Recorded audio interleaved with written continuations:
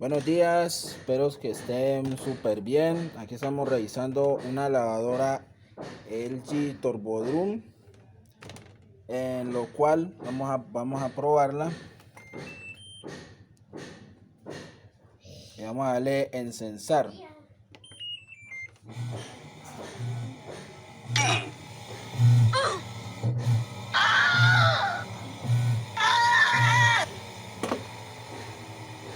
En lo cual, como vieron en el video, obviamente no se movió, no hizo nada. Mire,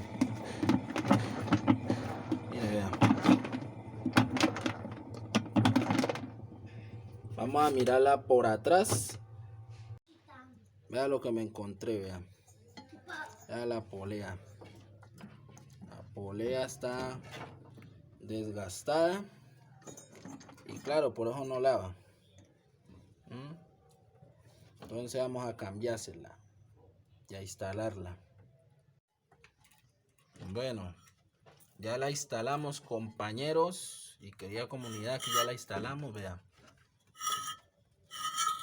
siempre cuando vayan a instalar una polea, siempre cojan la cabeza del motor y gírenla. Ella tiene que estar obviamente libremente.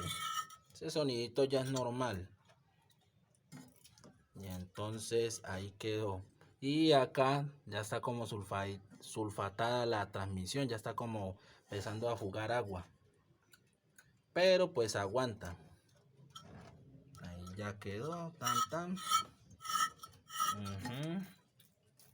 Y a ensayarla.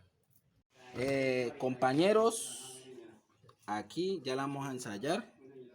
La prendemos. Démosle en inicio, encensar. Y miremos a ver.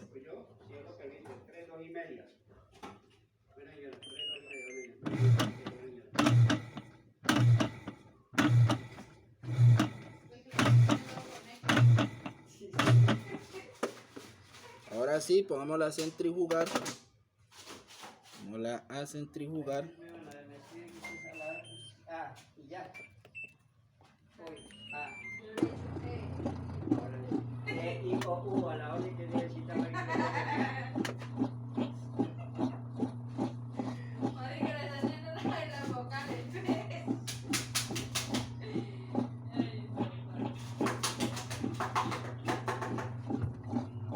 Bueno, ahí arrancó, lo que no hacía antes.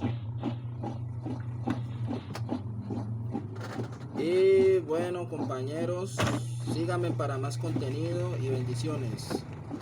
Este muchacho me llena de orgullo.